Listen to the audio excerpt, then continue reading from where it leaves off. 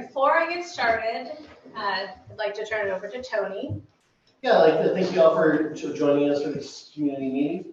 We're here to host CHIP's informational meeting regarding the project in Red Cypress. Staff is here to assist in questions, but we are not the hearing body for this. This project will be going in front of the Planning Commission, and hopefully Shauna with the Community Housing Improvement Program can answer all your questions with the facts of the project. You got your mic turned on? I do. I don't know where to speak. So I'm going to turn this over to Shauna. Let's see with CHIP Housing. Thank you so much. My name is Shauna O'Shaughnessy. I am the president and CEO of CHIP Housing, Community Housing Improvement Program. A little bit of background. I grew up in Paradise. My family moved here in 1978. I left for college, and a few years after that, moved back in 2015. My husband's from Chico, and his mom was also in the area. My parents were still in Paradise at the time of the Camp Fire. So we felt very, very happy that we were here so that they had a place to go at the time of the fire. CHIP owns Paradise Community Village, and we had many, many staff that lived and worked in Paradise and Magalia, and we still do. I would like to introduce Jeff Riley. He is the project manager with Mercy Housing, and we'll talk a little bit about the partnership structure as part of my presentation. Wendy Phillips, our director of property management, and then Mark Montgomery, our communications director. CHIP, Community Housing Improvement Program, we have been in the area for 50 years. We were founded in 1973 in Chico as a housing rehab organization. We worked with Chico State to rehab houses south of campus, and then we kind of spread to other communities. In the late 80s, we started a mutual self-help program, which is basically a home ownership program where we help people build their own homes. And through our self-help program, we have built over 2,000 single-family homes throughout our service area. Our service area expanded from Chico, Butte County, to include Shasta, Tehama, Glen, Colusa, Yuba, and Sutter counties. After we started our self-help program, we started our multifamily development arm. So in the early 80s, we built our first apartment complexes in Chico, and then the next one was in Glen County. So we've been doing multifamily apartment complexes since the early 80s. We own 17 apartment complexes. We property manage 2 more. We have about almost 1,000 units that we manage across our portfolio, but most of them are in Chico. So I wanted to start with a little bit of context. And so for those of you who've watched the presentation who were here a couple weeks ago, this is going to be redundant, but I did want to step back and talk about context. So why do we want to build affordable housing? What does this mean? So as I think everyone recognizes, housing, a place for people to live, is absolutely essential to the town's recovery. And there was a lot of affordable housing here in the town of Paradise before. A lot of it was in mobile home parks, family homes that had been passed down. But this housing isn't coming back. So most of the mobile home parks aren't being rebuilt. And those that are being rebuilt are not quite as affordable as they were prior to the fire. The units cost more, the rent is more, and then for small landlords, it's too expensive to build back the home to rent at a reasonable rate. As you know, cost of construction is incredible. Some people were lucky and were able to kind of get in there, but most homes are costing about $400K to rebuild. And demand is extremely high for affordable housing in the town of Paradise. So Paradise Community Village, which I mentioned. So one thing I forgot to mention about Paradise Community Village is it did burn in the fire, and we rebuilt it. So it was completed the first time in 2013, was rented up, was a successful property, burned. We finished it in 2021, and it's been leased up fully since.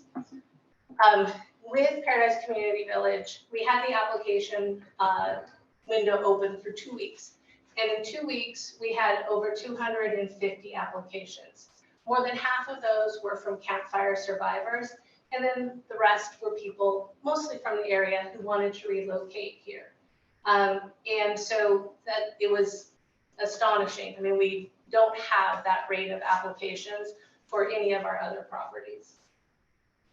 This is just a reminder of the community profile. So as I mentioned, there was a significant number of low-income people here prior to the fire, a lot of retirees, people living on a fixed income, a lot of people living in the mobile home parks.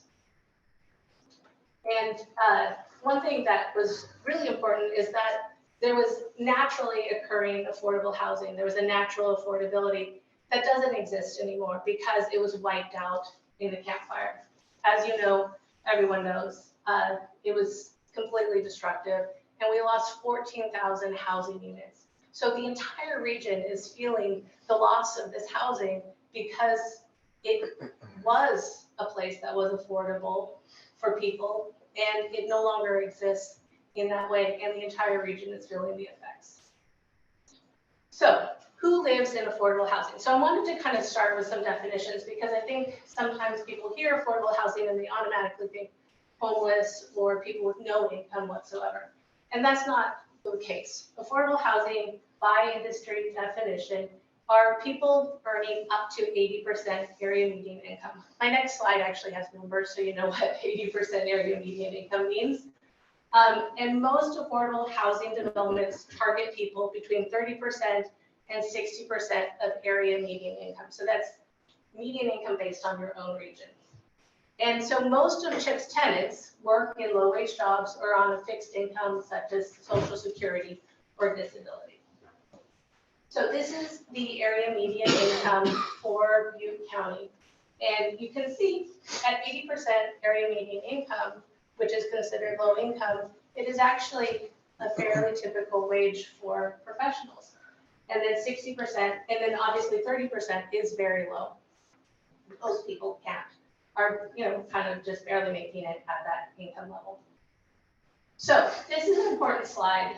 So every year, the National Low Income Housing Coalition does a study that looks at how much a person would have to earn in order to be able to afford a 2-bedroom market rate apartment in their own zip codes. So they don't say what you would have to earn to rent a place in Sacramento if you live in Paradise. What do you have to earn in Paradise, in Chico, to be able to afford a market rate 2-bedroom? And this year, in Paradise, that tiny little print up here, I am going to walk over there even though I'm not supposed to leave the microphone. This is 95969, and then these are Chico, Orville. In Paradise, $22.88, so almost $23 in order to afford a market rate 2-bedroom apartment. And then this is Butte County. It's a little bit low, lower than Paradise, actually at $22.63. So that is a very high wage for people to have to earn. So this is another chart, and basically this is released every year. I used the one from 2019 because it was already shaded. It came from the housing study, one of the housing studies that was put together after the campfire. And for those of you, it's a little bit small print, but this shows in red the occupations and the income that they're at and their inability to afford market rate housing. So you have library aides, community social service occupations, maintenance folks, people in arts, office support, healthcare workers, sales and retail. All of those folks are folks that live in affordable housing. That's the population that we're serving. So there is an unprecedented opportunity. After a disaster, there is community development block grant funding, disaster relief. And so a chunk of it is designated for specifically multifamily housing. And the town of Paradise has $50 million in CDBG-DR MHP funding to invest in the community. The state guideline requires that it's 40% of CDBG-DR must be matched. So that will be an investment of over $135 million into the town of Paradise. So, responding to the needs. Again, this print is a little bit small, so I'll summarize. There are 3 partners in this project. There is Zen Development Consultants, and Zen is on Zoom. If you have any questions specifically for him. Mercy Housing and Chip Housing. And the way that the partnership worked is Zen put together the land. So as you know, we have to have a large enough parcel for septic if you're not going to be on the sewer line. And if you're planning on building before the sewer line is here, you still have to be able to have septic capacity. And a lot of the owners who had parcels that were large enough weren't willing to sell because waiting for PG&E settlement, you didn't want to screw that up. So identifying land was very hard. And Chip did want to do at least one other multifamily project here in Paradise to go along with Paradise Community Village. But Zen, very nice guy, very, very persistent, and he was able to find land. And then he reached out to Mercy because he had a prior relationship with Mercy Housing, and Mercy Housing is one of the largest affordable housing developers in the state of California and across the nation. They are a nonprofit. They were founded by the Sisters of Mercy, and they have 10,000 units here in California. And one of the questions that was asked to Mercy was, can you insure in Paradise? And they were able to get insurance. But Mercy also said, we don't want to go into Paradise without working with Chip because we know that they are local, we know this is their hometown, we want to partner. And so Zen brought in Mercy, Mercy brought in us, and we created this partnership. We will so co-develop the 3 of us. Zen will exit. Co-ownership will be Mercy Housing, Chip Housing, and our investors. So the investor that brings in cash and equity will be part of it. And then Chip will be responsible for the property management. We are local, we have local staff, and we're able to be here and be the face of the property. So that is the division of duties. And Mercy Housing will be the lead, we're co-developing, but Mercy Housing will be the lead developer, and Jeff is the project manager for that development firm. So, the site. Cypress Apartments, I think everyone knows, is located on Cypress Lane, off of Clark, north of Wagstaff. There will be 70, we're proposing 70 senior and 70 family apartments. And we were really careful and thoughtful about the design. We wanted to complement existing homes, and we built in a lot of on-site amenities. So prior uses, neighborhood and capacity. So we've heard some of the concerns that have been expressed. We've read all the public comment letters. We've participated in any of the public forums. And so we wanted to address one of the primary concerns, which was about the number of units that were being proposed for the site. So again, sorry, live stream people, I'm gonna wander over to the screen.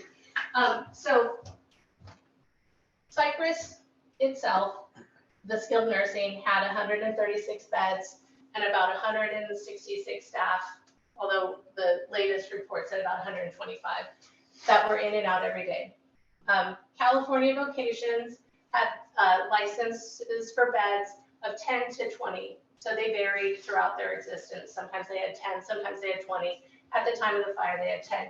But they had 75 permanent staff there coming in and out every single day. And then they had 250 staff total, and that additional 125 staff would be in and out periodically. Immediately across the street was Apple Tree Village, 167 mobile home units, senior, also very affordable at the time. Mobile home parks, very affordable. The rent there was very affordable. And then immediately north of Cypress was Pine Springs, which was 63 mobile home units, also affordable housing.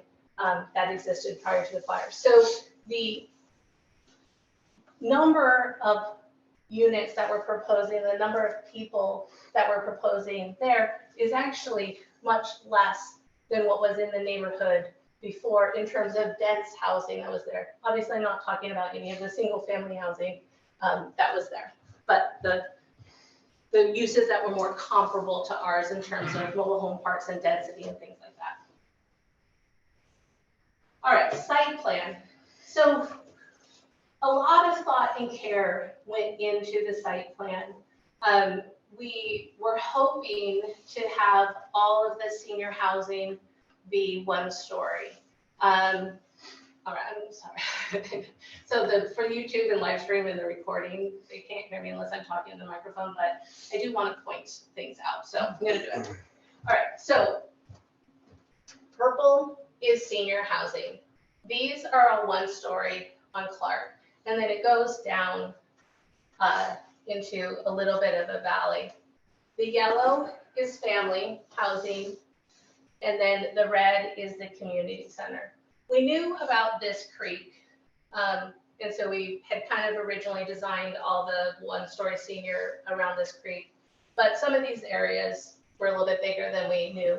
And then this creek was a little bit bigger, and this wetland was not something we were originally anticipating before the environmental review went out there. So we had to condense the senior housing, and we do have some two-story senior housing. We are hoping and planning to put in elevators in the senior two-story housing. With the family, we created this courtyard feel, and we broke up the buildings, so there's no huge buildings anywhere on site. And we put the playgrounds in the middle of the courtyards to mitigate any neighborhood noise. And then the sidewalks that we were talking about, we're putting the sidewalks on so there's nice path of travel for seniors and families to the community center. So that's why the sidewalks were so important to us to include. And then this is all septic. We are completely re-engineering the septic system, working with North Star. So these are leach fields, and then there's two places where the waste is treated so that it's taken care of, and there's no issues. Is this both phases that you're showing us, phase 1 and phase 2? Yeah, phase 1 is family, and then phase 2 is senior. And then the community building will be built completely as part of phase 1. And you can kind of see them there too. I noticed you don't have the other creek on your map here, the dry wash. It's on the other side, actually, it would be on the east side of the development. There's one more creek. It's seasonal, but it's not on your map. They did do an extensive environmental review. I wonder if it's not on your property, is that it at the bottom? Oh, yeah, thank you, Kate. It is right here. I'm not sure it's part Because of that. the property goes down a little bit further, and you're right. It is right there. And that's, so none of the septic will go into the creek. So you're using the same septic for the senior housing that's over towards Clark as you're gonna use for the rest of the facility? No, okay, so no one on YouTube or live stream can hear. So the question was, what about the creek on the east side? And it's a little bit on the bottom part of the map. And then is this both phases? Yes, yellow is phase 1 family with the community building, and purple is phase 2 with the senior. And then the question was, are we using the same septic systems for both? No, you are required to have them on separate parcels, so the leach fields are separated. And then where they are processed, I think they're very, I don't know about the processing, but it's a very well engineered So you're gonna have system. to buy additional land because it doesn't look like a lot there. No, It actually goes down. it goes down south. all the way to Adams. Yeah. We just wanted to zoom in on the site plan, so there's a whole. Crossing creeks with septic is not exactly. Yeah, Yeah. so there's, yes, but they are basically the engineer North Star, and then we have state permits that we'll be working with. And that's part of why that's phase two, because it takes the time to get the permits from the state and the plan to do it, but. And the septic tanks and lift stations are separate between the two. So is this gonna be an engineered system? Yes. Okay, we have problems with those in our town. If you go to Cozy Diner and you eat at the wrong time of the day, it stinks. I mean, there's problems with those around. It depends on who engineered it and when I and agree, how. but I mean, what are the guarantees that it's gonna be proper? So it's North Star, and you know, they stake their reputation. We also do have we have an engineered system at PCB, and we have never had a smell ever. You guys said that you were gonna use the previous septic system before, right? We were gonna use the existing leach fields. I'm 34, I've lived there my whole life, and that leach field has problems. Oh, yeah. What I use. Yeah, we're not using the existing septic system, we're using the existing leach fields, and then we'll test the lines and replace anything that needs to be replaced for sure. Are you on Paradise Wood? No, I'm not in the Bellevue, but Okay. I'm real close. You guys are neighbors. The reason I mention that is because, and, you know, we've had engineers that have had problems in other areas of town, in spite of their reputation, is once this is built and operational, if there is a problem, you know, that's a problem It is a for the problem. people that live in the neighborhood. Well, it's a problem for our residents too. I mean, no one wants to live smelling poop. So we don't, it will be better than what was there before. And we have zero problems at PCB. I mean, it works phenomenally. Shauna? Yes, May I ma'am. just say something, just for the edification of those who are present? All engineered septic systems do require a contract with a maintenance provider that standard systems do not.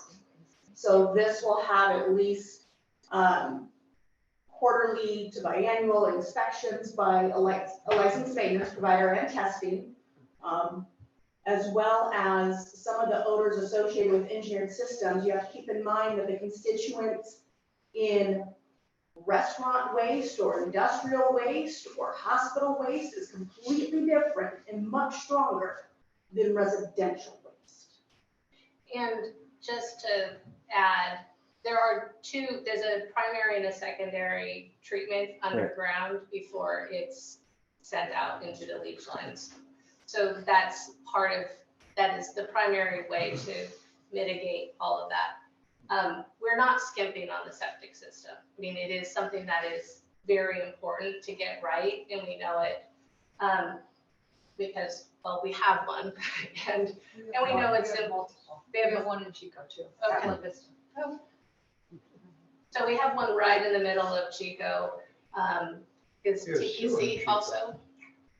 You know, I'm Oh, not sure. not Yeah, I think they do at both of those properties. So we have neighboring properties, which is 100 units total, that is on septic, and we haven't had any smells or issues with those either. So, but they do have to be maintained, they have to be built right, and maintenance is really important to us. All right, so here are the pretty pictures. So senior apartments, this is the 1-story facing Clark Road. And so it says each apartment has parking and laundry, each building has laundry. And then there's plenty of parking. Last time we were here, we had the wrong parking numbers. We actually have more than, we have 1.5 per. You're required to have 196, you have 236. We have 230, so we have more parking, so 236. 236 spaces. So you So- get 1.5 for your apartment. No, Two, we have, no.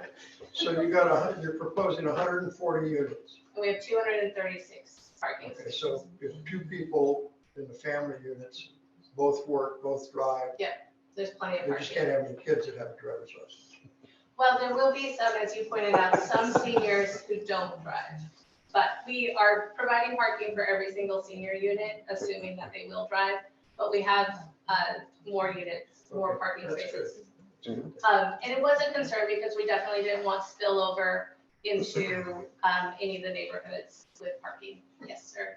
Can you go back to that previous slide? Yes. Where are you planning on taking the drain water from the parking lots, the roofs? the Storm water drains. buildings? Where's that drain water going? So the town is requiring us to add a lot of drainage. But I don't remember where you're making us send it. The final construction plans would be a condition of the use permit if issued. We don't get them this far in advance. So you don't know where it's going? Yes, our engineering division has been in contact with the private engineering firm that's working on this, but they do not need to submit construction-ready plans to us yet. But we've already had conversations about needing to add additional drainage pipes and widening some to deal with all of that. So We have preliminary grading plans now, but the final grading plan will actually determine where those swales are going to be and where the drainage actually goes. And that would be based on the decisions that we get from the town. Because I live on the bottom right there. Uh-huh. And that creek kind of floods that area the way it is now. You can't drain excess water into that drain. Sure. Yeah, if that creek gets too high, it's actually flooding our yard. are you also on LV? Yes, and, no, I'm actually on Merrill. Okay. And just, my property is to the south of borders on the south end. And it does flood our yard and it will actually kind of lack the crust our Okay, that is good information to know. Okay. And so that, I mean, it's definitely something and Susan will share with Mark but we'll definitely pay attention to that. And that's part of why we have these community meetings too, because there's on the ground information that you have that even, folks. in On that public works don't drainage have. issue, I'm sure that these engineers and smart people, they can figure out how much asphalt you're gonna have there, where the water's gonna go. One of the problems that we had in the campfire and one of the problems we have on the Cypress curve is we have open ditches there and we have them on a lot of the main arterials getting out of town in an emergency. You can't drive in an open ditch, and so if that's the only place where the water's gonna go to get directed. We had a project years ago at Pearson and Clark when they wanted to expand the storage units, we put a moratorium on, and there was a problem drainage issue there on that corner that we'd had for years, and that became a condition of the development in order to correct that problem.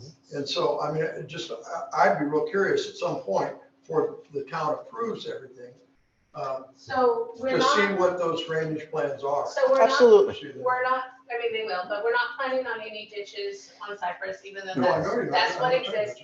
And then this is, where Public Works was saying that we needed to add more significant drainage pipes. So we're working on all of that. So yeah, the drainage is They're talking important. about the other stuff coming down here. Yeah, You're not gonna get it to run uphill.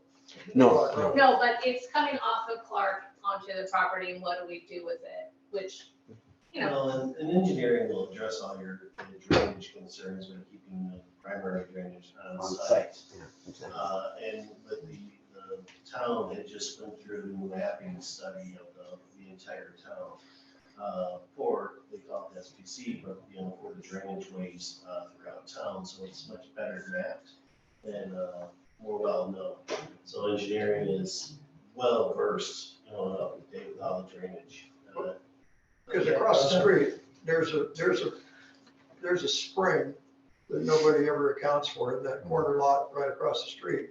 It's got standing water on it now, and every winter, like you're talking about, every winter, the water table is really high there. so which lot? It's across the street, so. Over here, yeah. On the other side of the street. Yeah, But I but mean, you got the same problem on the front where the senior housing, but there's a lot of, Standard one. water. we definitely don't want, we don't want to send drainage water, we can't send it into creeks anyway. So, it is definitely important. And condition of final approval does mean that there has to be good water It drainage. has to go to the creek somewhere. There's Where's it going? there's a lot of land that's not putting it into the creek. All right, so pretty pictures, phase 2, senior lease up 2025. And then that's what it would look like on Clark Road, essentially.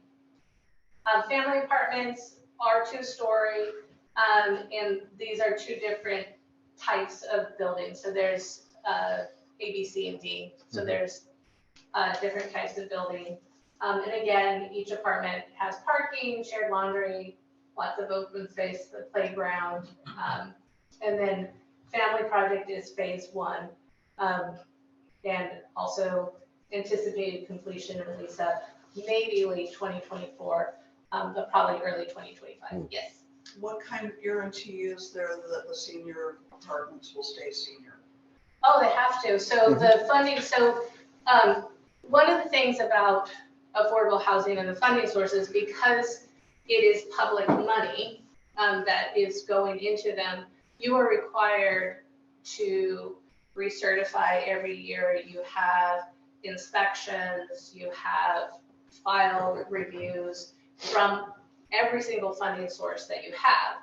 So, if you say you're going to do a senior project, it stays a senior project. And tax credit, which is, ideally this project is going to be funded 40% CDB GDR, which means the town will monitor us regularly to make sure that we're in compliance. And then hopefully, ideally, the other 60% is low-income housing tax credits, which is this whole system. And so TCAC also has to monitor as well to make sure that we are in compliance with the regulations and the guidelines. So it's that it will be senior forever. And their tax credits regulatory agreement is 55 years, so nothing will change during that period of time. All right, so target population. This is a little bit redundant with my slide about the area median income, but I did want to kind of mention that, we had a preference for campfire survivors at Paradise Community Village. We heard that was a desire from community members to give a preference to campfire survivors. And so we will be able to do that at Cypress as well.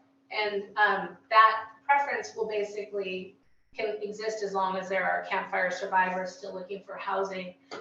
What a preference means is that they jump to the top of the wait list. It doesn't mean that they are guaranteed housing because they still have to be able to afford it. They have to meet our different requirements, but they will have a preference. So they basically jump to the front of the list. And with fair housing guidelines, the list is what you have to do. You just go from the top of the list to the bottom of the list.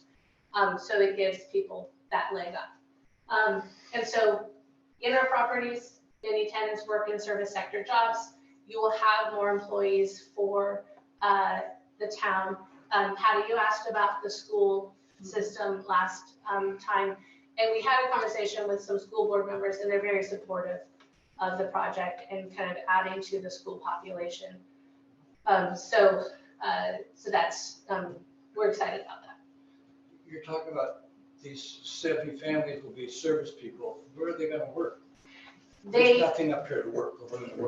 There are jobs that are closing because there aren't people, but they may commute down. Not all of them will work, but many of them do.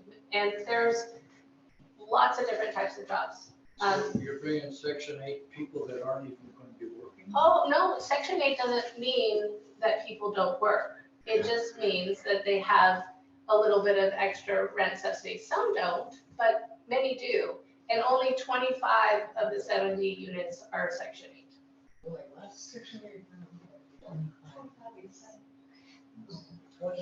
Repeat that again. 25 out of 740 or 7. 70. Of the family units. Yeah. And Seniors so could be Section 8 too. they can be. And more seniors are on a fixed income. So some of our seniors do also work, but more are on Social Security and are retired. So that is, what, yes, ma'am, And are your seniors gonna be the 62 and plus or the 55 and plus? 62. Required by the funding. Okay. So the question was, is it 62 plus or 55 plus? It is 62 plus. The funding source does require 62 plus. So that is the definition of senior for this project. So does you can. And all of you. Yeah. So the family housing is 25 out of 70 or the senior? 25 out of 70 on family and 25 out of 70 on senior. We'll have Section 8 vouchers, but it is a misunderstanding that people on Section 8 vouchers don't work. It's just they're lower income. So if they are a larger family with a single parent working a minimum wage job, they would qualify for Section 8. So that it is a funding source. It just, what it does is it pays the difference between what they can afford in rent and market rate. So that's all it does. So it's almost 36%. But if you keep in mind, that's also seniors. So and when you look at this, so a couple on Social Security, so if you have a couple that's retired and only has Social Security, they are going to be over income at 30% AMI. And so that is something that's important. So if you have a single person on Social Security, they may be right around there. So that is important. So the little extra help with the Section 8 voucher allows them to pay for their medication, their food, all of those things. So the whole project, not all 140 are low income? They are all low income. They're not all Section 8. Why did you determine 25? Because that was what the Housing Authority allocated. Does that mean you have to do that? No, but Okay, that's Allocated what, or mandated? you know, like, you could say 15. we applied for it because it is very good. I mean, because you have someone who's low income, it pays up to market rate. It just pays the difference between what they can afford and market rate rent. But your housing is not market rate housing. No. It is not, but we So- will get market rate rents in the units that have Section 8 vouchers. I know it's very So confusing. if I'm a Section 8 renter, Yeah. you're gonna get market rate from me? Yeah. So my portion plus the government's match, Well, yeah, but the guy that's just meets your income requirement is gonna pay the affordable housing rate? yes. That doesn't make, that just Well, sounds like a we- profit grab. No, I mean, it makes, I'll explain the operating. Let's keep going. Okay, All right, fire safety and egress. Fire safety and egress, most important. And one of the things that we were thinking about even before we saw the comments. And so when we saw the comments about it, it was easy because we knew we had been thinking about it. My parents evacuated, my friends evacuated. We never, ever, ever want anyone to go through that at any of our properties. Paradise Community Village evacuated. And they were at the south end, and it was awful. So, building construction will meet WUI plus requirements. I corrected this, do I not have? So it's IHBS, not IIBH, I must have pulled the wrong one. We're using IHBS, which is the Insurance Industry Building Standards, as a guideline. We're not going to be certified IHBS, but we will use them as a guideline when we're choosing construction materials, landscaping plans, all of those things. So fencing, landscaping, all of those things. So we'll have 2 evacuation points. So the gate on Cypress/Puddle Dock will remain, but there'll be key to evacuate that way. And then obviously out Cypress. And then we'll work with the Butte Fire Safe Council. I did correct this. This is the old one. It's okay. It's only a couple typos. But they've come to Paradise Community Village to work with the tenants, to create their own evacuation plans, to work with our staff to make sure that we have evacuation plans in place so that people are ready to go and know what's happening. And then we also work with them on advising us around, kind of defensible space and all of that stuff. Yes. I feel like over the last few decades, we've had these evacuations that are so congested. I'm not sure why you guys would split up the units around town, a little bit here, a little bit there. So there's not so much congestion. There are inefficiencies to having a bunch of small sites scattered around. But with the 2 evacuation, fewer people still. They're, until the population comes back, the evacuations won't be as congested. And they did fix many of the things that were wrong connecting across Butte Meadows, so people can more easily go north instead of everyone having to go south who don't have 4-wheel drives. But it's still important to have an evacuation Depending plan. on the direction of the fire. Yeah, it is true. It is true, but they can still potentially go down Pence and Clark and then cut over to Skyway. So Adams, I thought you were gonna have an entrance and exit on Adams. We are not. Is that part of the original? There was a conversation about having a gravel road gated also that could be used for emergency, but we're not looking at that now. Why not? We think with the traffic studies that the 2 points are adequate, but we'll consider it. We'll still have conversations. But it doesn't the traffic study to take down that gate. So it has been revised. So it's a draft study. And so there's no plans to take down the gate on Cypress. We just will have a key so that it can be open for evacuations. And then if there's other types of emergencies, the fire department already has a key and they can come in. We don't need to open it for them. But if the study said that you needed 2 points, We do have 2 points for emergency evacuations. It's just you don't have to remove the gate to have an emergency when would you evacuation. see that in writing? It's been updated, so the draft update will go out. It will be part of the staff report for the planning commission. So, another week. Where's the key located and how many people will be trained in using it? So right now, the key is with Marcy, who lives there, and the fire department. We will have a key in each of the property management offices for the senior and the family, and the resident managers, maintenance will be trained, but they will only have permission to use it for evacuation. Emergency use only. And if they're not there when the emergency happens, if they're at the store, the doctor's office, who's got the key? Well, we have 2 on-site staff members, so the likelihood of both of them being gone at the same time is low. And then we'll have also, depending on time of day, there are an assistant property resident property manager, maintenance staff, and resident services.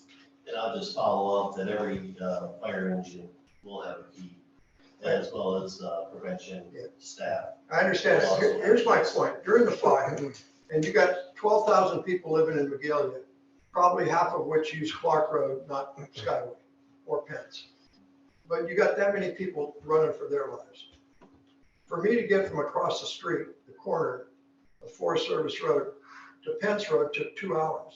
So when you're trying to evacuate 140 people or 300 people out of this cul-de-sac you're building onto Clark Road with all the traffic that's already on it in an evacuation, as well as, the fire, it's great if the fire engine can get there, open the gate. Yeah, we're not expecting the fire engine, because we know that they were. It's just, that's one of the Yeah, we conventions that knew- a lot of us have. Yeah, I know, that's why we're Nobody calls. very insistent about having access to a key ourselves, because if, the neighbor's not there, fire trucks are busy elsewhere in town. But with 2 people living there, the likelihood of someone not being there is very low. And with additional staff, I think we're in good shape. with So- that. Is the town of Paradise gonna commit to that gate, that property not being condemned and just getting rid of the gate? I know you're saying you're not going to. So it's in the draft response to the draft and the updated, that will go in the staff report. And I think that, I mean, you're not requiring it. It would likely have the same kind of condition that your other facility has at Paradise Community Village, which is that's an emergency access only. We had these kind of experiences before, so we have specific wording in the use permits to denote them as emergency access only.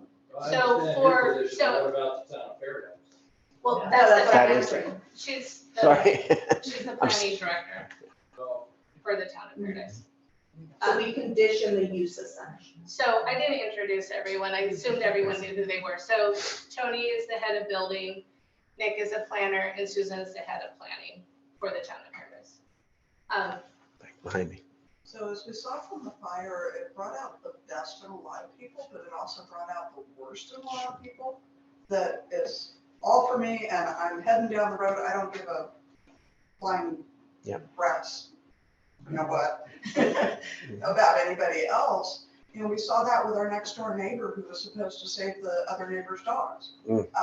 So how can you be sure that these people that are on site that are supposed to use the key are actually going to use it? Or are people just gonna be slamming their trucks through that gate to get out? It's gridlock.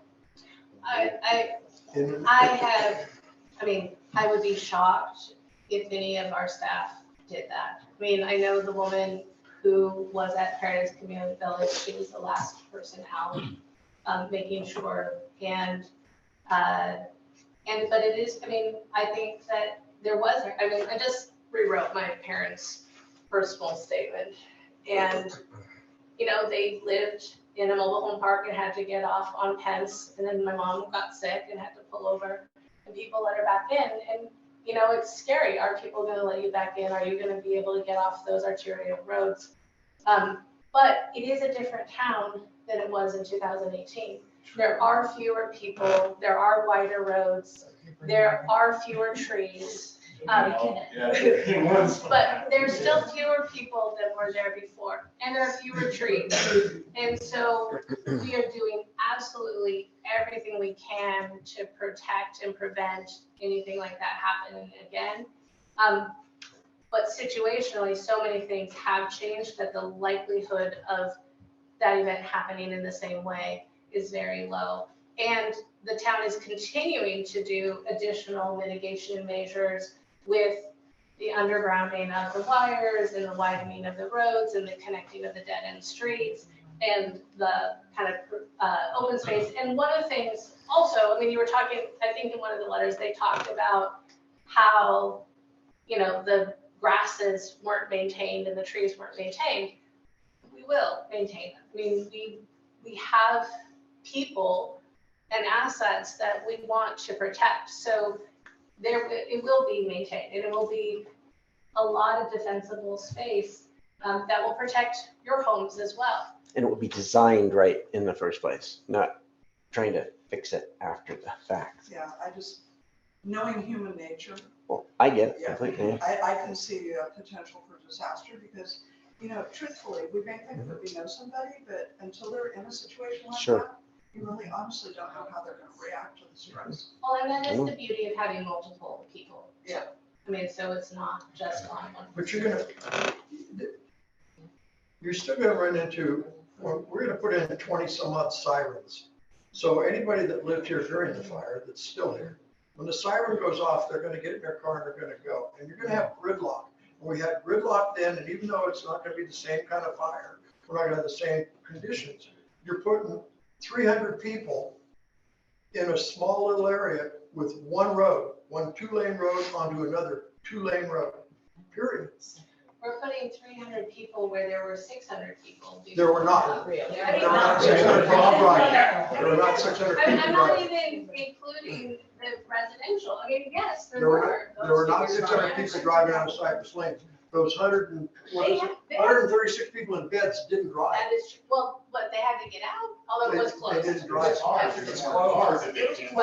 But you also have all of the things That's, too. I'm not talking about I those. know, but Those that already is, exist, and they had a road. They already exist. That's part of your traffic jam. That's part of the deal. but it's not gonna be the same, it's the point, yes, ma'am. But you're talking about that if, that this 140 units is okay because these other two properties, you know, and that property, so you're talking about 3 different facilities that had that comparable. But what if Apple Tree comes back or somebody else develops Apple Tree area to be high density and that old mobile home park is also redeveloped to high density? Now you've got triple So, the density. so pulling in Apple Tree and the others is primarily me. The uses just on that property meet the No, I mitigation understand, standards. But that's what I'm saying is that you're comparing it to what was there before by comparing 3 properties, 2 of which would have not been redeveloped. And they're So not, the potential is that they could be. they're not, I mean, And then they but- could look at but- That doesn't matter. but, Well, wait, okay, so there's a few ways of breaking that down, right? They haven't come back. The owners have not indicated that they're planning on coming back. There's likely that at some point, something will be back. But that is years down the road, and the town will be continuing to develop the fire safety and protections. And so as the growth continues in that area and throughout the town, it will have that capacity. So what we're proposing now, there is capacity to get out. And I know that there is fear. I get it. I mean, I get it. But it is fewer people that were there before. The town has changed. And you need people too. I mean, like, it has to happen. Another question, the density. In a previous presentation, you had mentioned that per the zoning, that you're actually building at a lower density than is allowed. But then that triggers the question of, we know that part of the reason that you're building lower density is because you're forced to be on septic.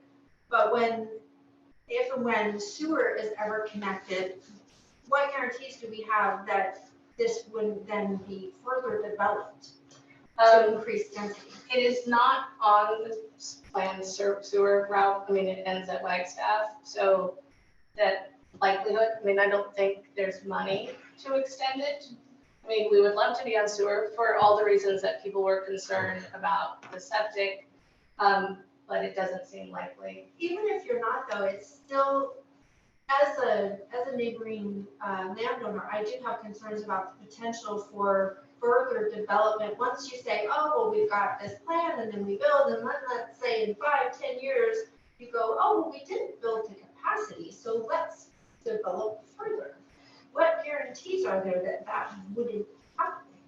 I mean, that is a possibility. Well, we don't know.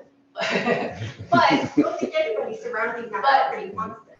But I think that it is not likely. I mean, everything you guys have pointed out about the creeks and the septic and the fact that the sewer isn't going up. So the likelihood is low. I'm not gonna say that it isn't a possibility because there is more land that isn't being used. But, you know, it depends on funding. There's not gonna be any more CDBG DR. And it's hard to come up with matching funding. So there's lots of challenges that make it very low. And to put your, you know, at ease, this is the project that's presented to the planning commission, right here. They can't just up on a whim, decide to change the project, right? They have to go through this whole process. They can go in front of the planning commission to change the project. The planning commission hasn't approved this project. They have not approved this So that's project. where everybody needs to show up if you have concerns. And my concern is with, there are no improvements on the books in the town, according to the town engineer. There's no money, there's no funding to make any of these improvements that your studies alluded to on Clark Road. There's not going to be a center turn lane other than the one that's already there. You guys are not being asked to make any kind of improvements out there other than to deal with some drainage issue, at least at this point from what we've been shown. So that's one of the concerns is you know, you're just the mere traffic. If just 100 or 200 people, 200 cars are coming in and out, you know, and the seniors don't work, so they don't drive it. But it is more than 1 or 2 trips like you talked about with the California vocations. It's people going to the store, people going to school, going to pick up kids, bringing their kids back home. It's multiple trips dumping onto that road. You know, I didn't see a whole lot of numbers on traffic study other than saying the town's master traffic transportation plan has improvements, you know, planned for Clark Road, and they're Do you not. want to speak to the traffic? Mitigation. So the town engineer has approved the traffic plan, and so you're looking at town-wide improvements. You're getting new roads, you're doing underground power, obviously, other utilities are going underground. So town-wide, the evacuation routes are being improved. Not at that point, not on that road. I have newspaper articles from the 1990s talking about safe access to escape routes and what the town was planning on doing because they had a number of fires in the 90s, one of which was called the campfire. I don't see that it's changed a whole lot. We haven't lived up here that long, but even the improvements that they made in the early teens obviously didn't work. And so we're just kind of setting ourselves up for the exact same thing. Yeah. Trees are going to regrow, housing's going to develop. We're going to end up with the same traffic jams that we had with the campfire. So when did you move up? 2011. So like all the Skyway downtown stuff was done at that point. Ma'am, did you have a question? Yeah, I have stuff to say, Chris. Oh, we're kind of, I mean, if you have like a lot to say, I'm not quite done. But I, If it's related to what I'm doing, if you kind of want to talk generally. no, I drove down here because of this. Right, no, but I mean, if we're taking questions specifically about the topic we're on the slide. Right. If you want to speak. That's what I'm talking about. Septic, traffic, lighting. Okay. Thank you. Hi. Grew up here, worked at Cypress Acres as a teenager. The ballpark is right across the street. There's a blind corner there. It's, I've witnessed many accidents happening there. My mom had lived at Cypress Acres during the fire. It took me 3 hours to get to Safeway. 3 hours from there. And they all just got to ride in cars together. It wasn't family after family after family with a car. So let me back up a little. Thank you so much for this housing. It sounds awesome. It sounds beautiful.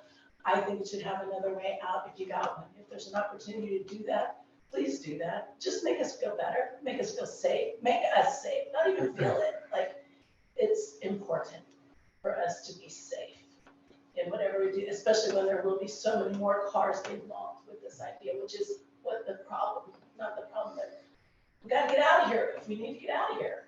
And thank you so much. That sounds beautiful, sounds what we need, but getting out is important. Thank you. Thank you. I mean, I completely agree.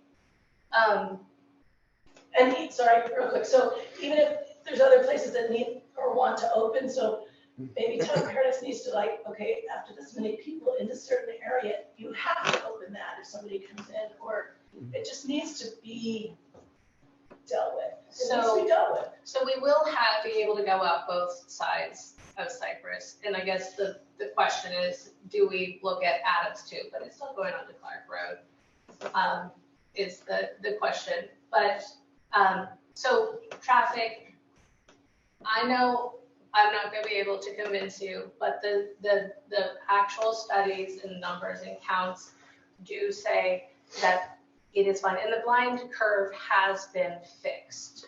So that blind curve has been fixed, which is good because we wouldn't want people pulling out and in with that blind curve still there. Lighting, I know there was a question about lighting. We will be adopting dark skies. So basically the lights point down more directly at walkways and parking, so it doesn't have light pollution and it won't shine on the neighbors' houses.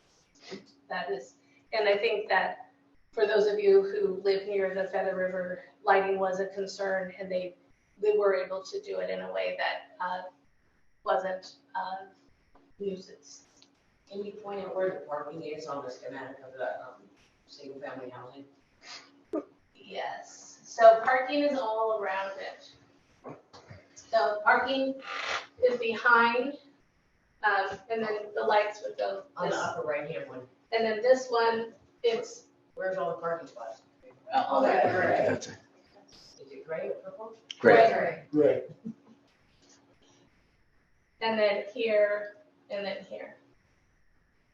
And then here.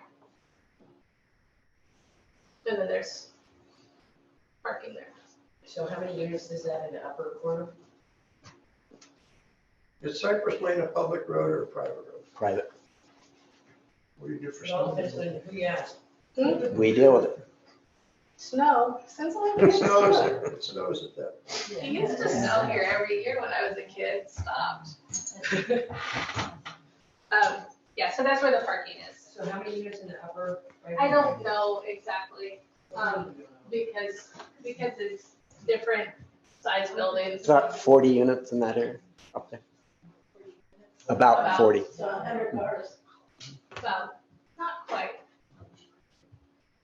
I just have one more thing to say Yes. about the septic Yes. part, like the leach field I saw on your guys' map, that was like where your walking trails were.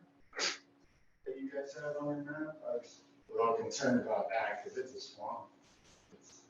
Nobody's gonna be walking through there. You know, like, when it's wet.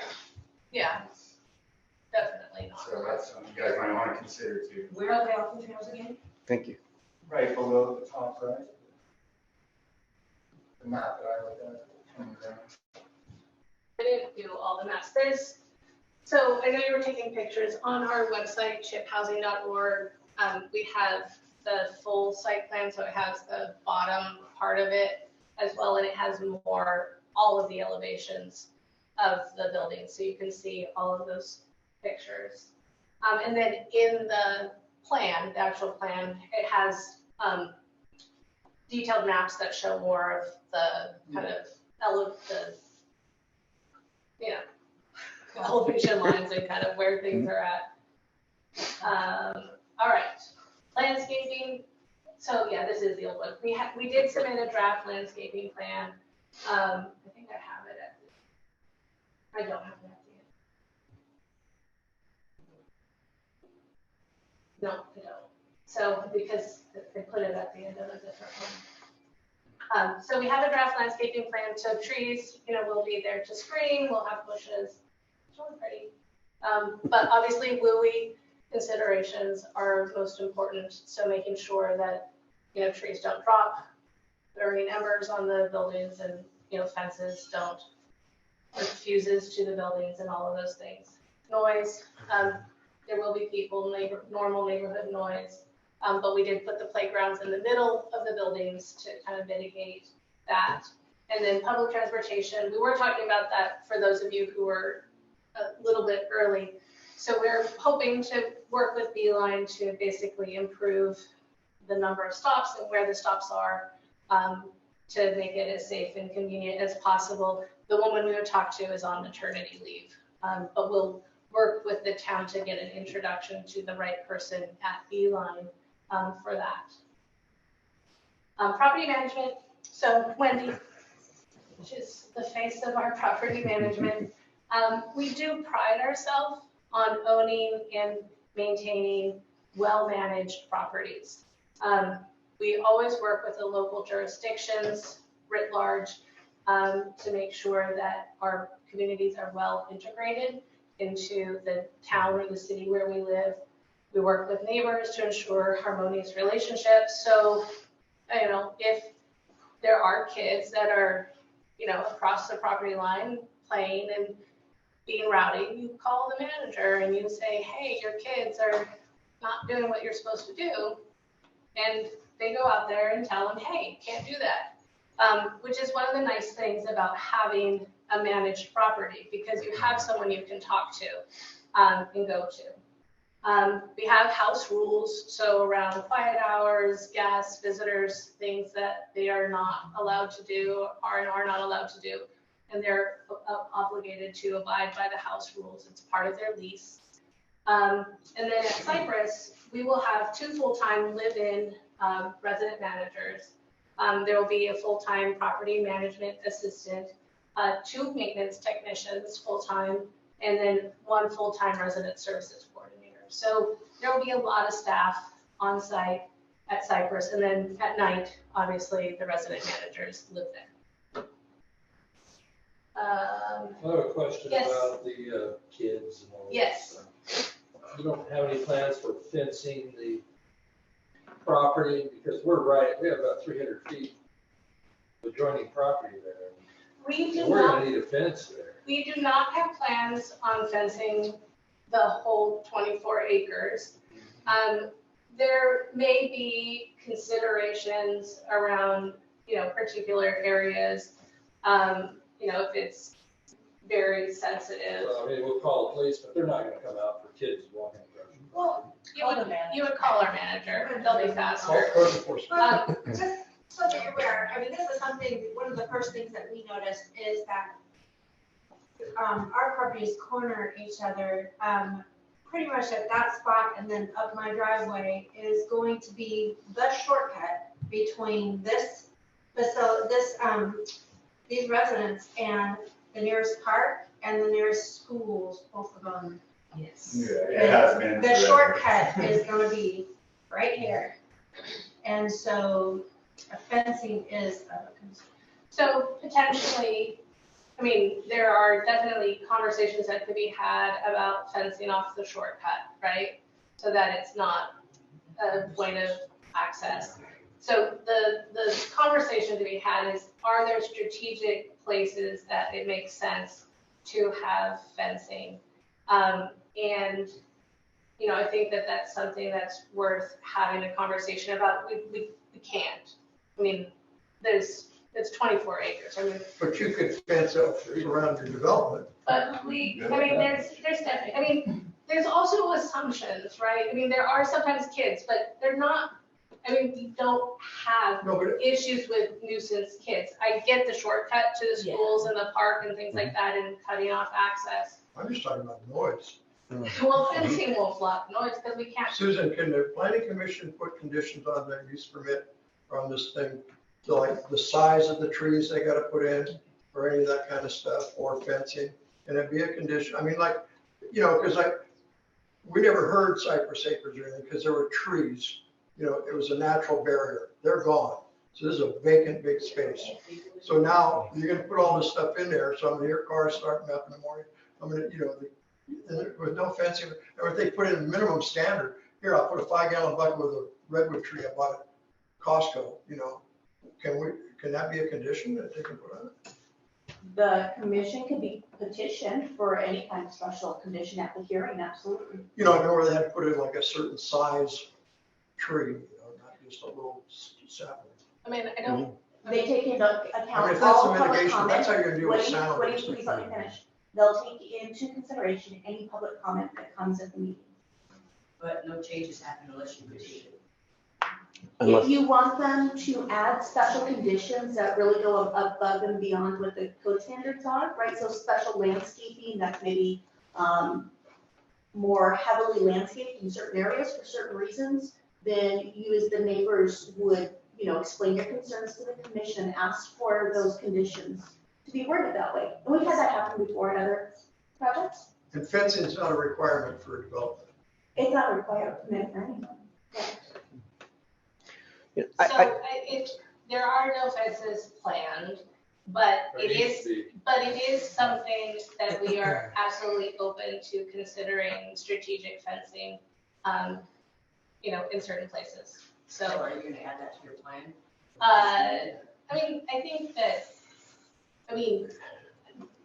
I think what we need to do is have some follow-up. I'll share my business cards and we can kind of have more direct follow-up about it. Because we aren't looking at all of it, and it is a big field that's mushy in the winter when it's wet. So, there's also realities that sometimes there's not gonna be anyone there. And unfortunately, kids are also inside a lot these days. It's not like it used to be. I mean, when I was a kid, I would have been wandering in your backyard, but not so much anymore. I grew up on the canyon, so we were there everywhere, every day. Okay, amenities. We talked about some of these. We don't have walking trails listed as an official amenity, so I have to kind of double check that map. But we'll put in a little dog park for the dogs so that they're not wandering where they can poop and go, and there'll be a community garden and all of those things. And it is a good location. I mean, it's close to St. Mark, pretty close to the schools. It's a good location. Hospital. There is no hospital, we know that.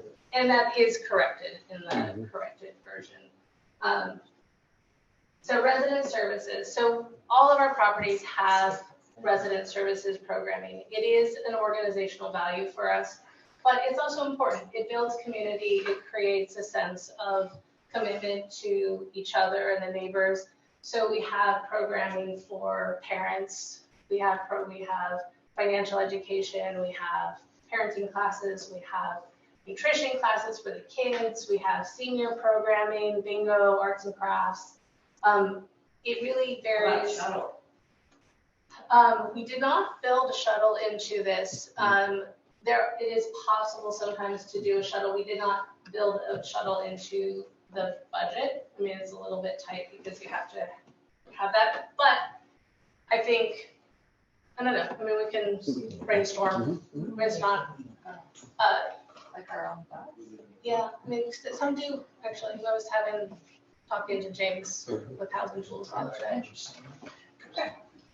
A lot of the kind of the funding sources that have more green emphasis, you can build your own busing system into it. That'd be great. Yeah, we're not dense, but it does require a lot more density. So Usually. we don't have, I mean, That would require you to do that. Oh. No, it would require us to like put a lot more housing on a lot less land, which doesn't fit the character of the neighborhood in order to get the money for the shuttles through those funding sources. But it is hard. So, and we do customize the resident services. So we have meetings with the tenants to see what they are most interested in. We have community partners that are known to us that we bring into a lot of our different properties. So a lot of the same programming does happen, but we also customize it. Paradise Community Village was part of Gold Nugget Days Parade. And that was kind of a resident services activity, creating the posters and planning and having fun doing that. And then obviously, Butte Fire Safe Council is Paradise specific. So key partnerships. We talked about who the partners are, but I wanted to add a few more. So Mercy Housing, as we mentioned, is one of the largest nonprofit housing developers in California. They are mission aligned. They are very experienced. They have strong funding and financing partners. And most importantly, they have access to affordable insurance. Because of the size of their portfolio, they are able to insure at a normal rate up here. ZDC, Zen Development Consultants, is a great deal maker, put together the land deal. Sinceri Construction is out of Chico, so it is a local contractor that we're looking to work with, and they hire a lot of local subcontractors as well. So we're always excited about that. Also very experienced. And then the Town of Paradise would be a partner with CDBG DR funding if this project goes forward, and they would be responsible for compliance. So the money comes from the federal government to the Town of Paradise, well, it comes to the state and then the Town of Paradise. And so they are responsible for ensuring that it's used properly. So there is regular ongoing monitoring that comes along with that funding source. If in that picture there, if you're gonna follow the IBHS standards, None of that's real. You can't have any bushes, trees, or That's anything right. within 10 feet of the house. This 5 is, feet. this is Murphy Commons in Chico. I'm just saying, you know, if you want to give us a picture of what this thing is going to look like, be honest about it. Because if you follow those standards to build this, you can't have any trees within like 10 feet of a structure. You can't have any planting of any kind within 5 feet of a structure. We have a landscape plan. Or Would nobody's represent seen that. it Or- yet. Oh, You saw it, I showed it to you. You did? Yeah, when we had lunch. for Okay, coffee. well, I forgot. But I'm just saying, that, you know, just from that This picture, man, because I know they gave just that. Who wants another No, one? he's totally right. This Yeah, I want is- another wasn't look. at your lunch. I want everybody to see. no, no. Yeah, I did And attach it, it's a so decent plan. I corrected, I made a few corrections, and then I attached the landscaping plan to the end of that presentation, so that if it came up, I could show it, but that's not the presentation that got uploaded. But the point of this picture is, of course, I can't show you what it's going to be, because we haven't built it yet, but this is one of our beautiful properties in Chico. This is Murphy Commons, and it's, you know, courtyard, family, and it's lovely. I mean, this is old. This was built in 1997, and it still looks like that. So, What's the address of that property? it is across from Marsh Elementary on Notre You don't know Dame. the address? It's on Notre 1290 Dame. Notre Dame in Chico. 1290 Notre Dame is Murphy Commons, and then we have another brand new property at 1250 Notre Dame. And you've gone down to Paradise Community Village, right? Right, I'm all in old Yeah. Orleans. No. So Paradise Community Village is here, so it's behind the old bowling alley in the Best Western. So if you go down to Village Way in the old bowling alley, you can check out Paradise Community Village. It's townhouse and like little fourplexes, so the styles is slightly different. But you know, that is a new property. So you'll see a new property. You go to Murphy Commons, it's 16 years old now, 16 Yeah, it years was old. built in 2007. And so you'll see a 16-year-old property and then a brand new property right next to it is senior. So Jeff, Mercy Housing, Stephen Dawes, I don't know if he's on Zoom, but he's worked with Mercy for 20 years and is staying on to help this project. And then they have support staff, they're big. Zen, who is also on Zoom. And then on our team, we have Teresa, who's our Director of Rental Housing Development. She also oversees rental housing. We have a project manager who, you know, does local things. So when we needed to get a tree survey out, you know, Jeff's in Sacramento, Allison was able to jump on that and get out here and do that. Wendy is our Director of Property Management. And then me, because I'm way more involved in this project than I normally am in any of our developments, just because it is my hometown and I care a lot about the town and I care about this project. So me, and then Sincerity Construction. Questions that we haven't answered yet? Yes, Here's sir. something you can't do anything about. I've talked to a couple of real estate agents. And for those of us that live right close to this, it's gonna negatively influence our property values. I don't think you know that because Well, we are integrated in neighborhoods in Chico and it has not negatively impacted any of their property values. Paradise Community Village did not impact Paloma, the people who lived on Paloma or Dudley or anyone. So it is a misunderstanding of affordable housing that it will automatically decrease your property Well, I value. talked to professionals about it. They said, yes, it will. They couldn't quantify it, but they said it would. I think that you'll see that it doesn't. If somebody wants to buy a house in Paradise, they're gonna buy a house that's not right next to there versus right next to it. You can't deny that. I mean, it will be beautiful. I mean, honestly, Unless you put fences up. it will be beautiful. It will be beautiful. But for those that live there, It will be. And I mean, honestly, it does not, we're integrated in neighborhoods throughout and it has no impact. Yes. The hospital. Yes.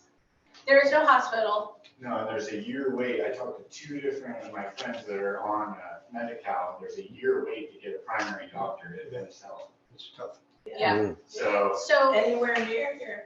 So what's that gonna do to the doctor availability up here? So the new residents, some may already have their doctors here because they're campfire survivors. So they may already have their primary care physician either in Chico or Paradise or Porterville. So that will likely be the vast majority of people. But they'll have to do the same thing that you all are doing, you know, have long waits at the clinic or go to Chico. But increasing the population will increase the services. I mean, medical is absolutely one of those things where you have more people, they're gonna build more services with that. And so obviously we're not the only, there has to be other building that's happening, and it's happening across town. I mean, the permits that are happening. So we will be part of the solution where there's enough demand for them to increase capacity, I believe. I mean, they've said it. I mean, the Advanced Health has said you need more people for us to be here. You can't trust them.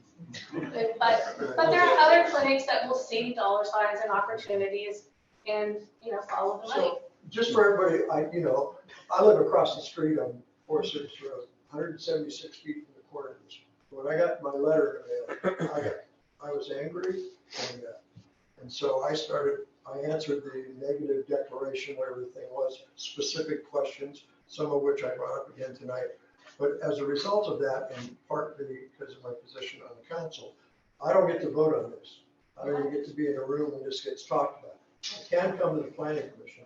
But what I've done for my own satisfaction is I posed a lot of questions to Shauna and everybody else. Met with the whole team at one point. We met with all of our staff. And they answered most of my questions. There's some things we don't know. You know, this idea of, well, I don't believe property values go down. They may. You know, I'm 78 years old. My house is rebuilt. When I die, I don't give a shit. You know, pardon my language. But so I've come to peace with this. Development's going to happen in our town. We do need people. We need affordable housing. I'm a senior. We need senior housing. So what they've proven to me and the staff, because there's some people out there thinking, oh, the town is no, the town is not doing that stuff. You know, we got all this money from the feds. We're trying to find the right way to use it.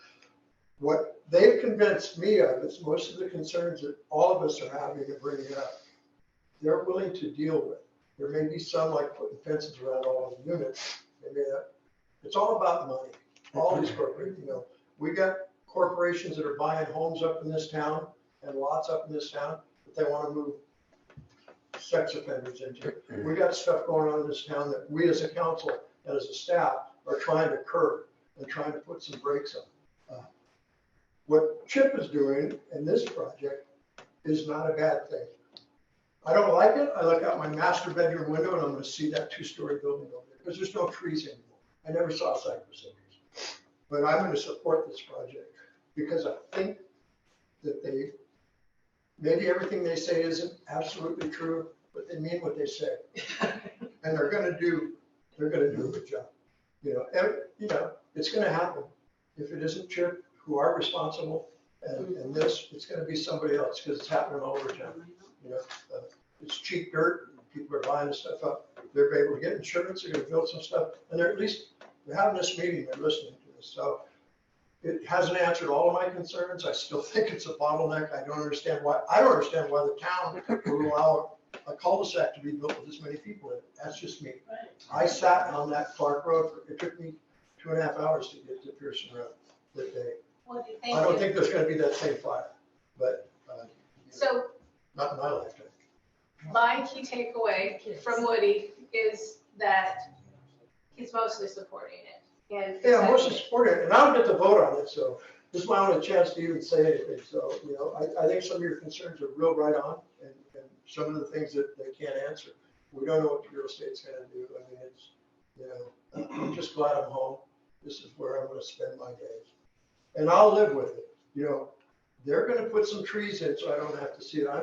I'm the guy that's going to call Tony up at code enforcement at 11 o'clock at night when there's noise. You know, I'm going to be there. We had quiet, there'll be no noise. Sure. We do have quiet regarding all of the broom, the literal forest of broom that is on that property right now, what are your plans to eradicate all the invasive species that have taken over since the fire? That land hasn't been cared for at all in the last 4 years. Yeah, it's in a weird in-between stage right now, you know, because we aren't finalizing the purchase until we know that the project is moving forward. It's not in compliance right now, I Yeah. can tell you. Yeah, Because So- the broom forest Yeah. is too close to our property. yeah, it needs to be cleared. So we'll figure something out, either with the owners or us to clear. And then Jeff, I don't know if you want to speak to native species and invasive mitigation. I mean, we are, I'm not, so some of the technical stuff, obviously, I've needed help on. But on the conversations around kind of the creeks and the mitigation and things like that, we want to retain the native species and get rid of the invasives. And we have a biologist on that is working with our environmental company to actually identify that. And part of those invasives, and part of that discussion was around the invasive species and eradicating it at some point in time, if indeed we do purchase the property. Although the Scotch brew has been here for like 50 years, I guess. Mhm. I know, but it has gotten significantly worse with the fire, it really has. I mean, because we live right next to it, but it would be lovely to see some rehabilitation of that tree habitat too. And just on that property and all of the surrounding properties, because of course the wildlife migrates, but of course all the deer and the squirrels and everything else. But there's also hawks, there are coyotes there's foxes, there's skunks, there's quail, bear, but I mean, there's so much wildlife that has lived on that particular parcel for, years, and before the fire even, because it was basically just land. This is all choked with blackberries right now, and so, the culvert is there, so either we don't touch it because it doesn't need to, or we make it bigger so that there's more passage. But we're really pleased with the open space. I mean, yes, we had to work around it, and it meant that we couldn't do single-story senior, but it is what makes it attractive. And so if we're able to, allow the native species to thrive, I think that will be great. Oh, there's no bears. Are there bears? Yes. Oh, yes. I walked through there. Okay. Oh, my God. Our bear's moved, so I'm assuming he's moved upstream. Okay. All right. Well, maybe we do want fences. Well, they go right over. My fence actually, there's 3 spots where it goes like this and chain link because that's where the bear goes. And the deer can hop over too. That's the problem. The community garden is going to have some trouble. So deer. To her point, though, one of the things is, it's great you guys have negotiated these 20 plus acres. The town ordinances are, if you have more than 5 acres, you only got to do a 30-foot perimeter around it to be compliant with fire safe rules, right? Well, and even though you haven't finalized the purchase, but it would be a good thing for any developers coming to, we all as property owners, as residents, we get tickets and we get notices if we're out of compliance. Commercial properties that have been vacant since a fire, we're just starting to deal with them. So whoever's going to develop this, you shouldn't let it be out of compliance. Whether you pay for it or whether you go to the owner and say, look at, because it would sure make your presence in our community. Sure. You would look like more responsible people, because it's not fair that we as residents get threatened with $100 fines because we don't have our weeds cut down. Commercial properties do get noticed. Pardon me? Commercial properties get Well, then noticed too. they should be cleaned up. Yeah, We shouldn't have to go to abatement. But one of the things that I forgot to mention on the fire safety egress mitigation is in the conversations with Mercy early on, I said,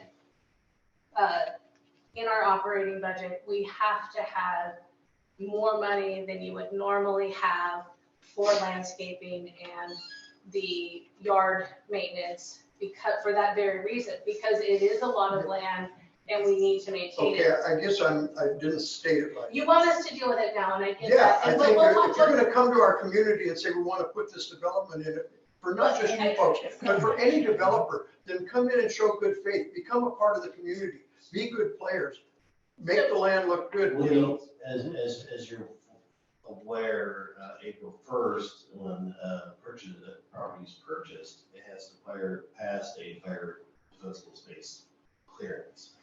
So once this project becomes real and Chip decides to purchase the property, they'll have to bring in. No, I understand that. We're not, so Woody, You're missing the point. No, I hear your point, and this is something that, we've been out there periodically, we've obviously looked at it, I wanted to see what the creeks were doing with the rain and all of that, but I wasn't looking down the field and thinking about that. I know fire mitigation, that's why we have hundreds and hundreds of feet around PCV. We'll talk to the owners and we'll figure out what we can do about something sooner rather than later. Like we'll call them and we'll take care of it. It's a great point, because we're not enforcing that right now, because it's winter. Right, but I get it, it needs to be done. We give everybody. Defensible space is a year-round ordinance, and we do have prevention inspectors enforcing defensible space year-round. So currently, we are enforcing as well as we are doing real estate. It needs to be taken care of, even though it's in limbo, and we'll work with them to figure out who's gonna do it. Yeah, well, it hasn't been So then it enforced on that property. No. No. 30 feet is a whole big difference than 24 acres. We'll figure it out. Agreed. That's what's.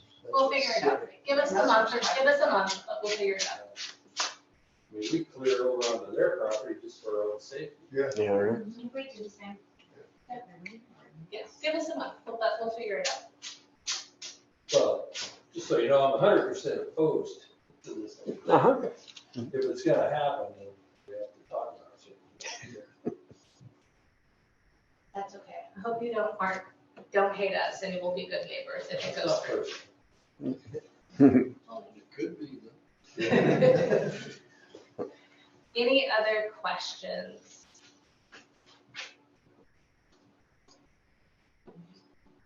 All right. So is it 50/50, 50% investor money and 50% federal development money? So it will be 60% investor money, but it does have a federal tie back, the investor money. So, but it'll be 40% CDBG DR if it goes through, and 60% low income housing tax credits, which usually has a bank or a partner associated with it. So what are the rents gonna be for the 1, 2, 3 bedrooms? So at Paradise Community Village, our range is 500 to 1,000. A little less than For 2 to. So it depends on the bedroom size, it depends on the income limit. But at Paradise Community Village, that has a similar range of 1, 2, 3 bedrooms and 30 to 60% AMI. Our rents range from like $480-ish, For 1 bedroom? lower. lower, or I don't have it in front of me. so somewhere in the Lower. fours to about 1,000 is the range. Sounds great. What was that? 40% of income. So it is, It's not 30% of income, only for section 8, people who have section 8. It's just they have to be under the income for whatever unit level they're going into. And then the rent is, as if they were at the maximum income. It's a little hard to explain, but it's not always 30% of their income. It's cheaper than market.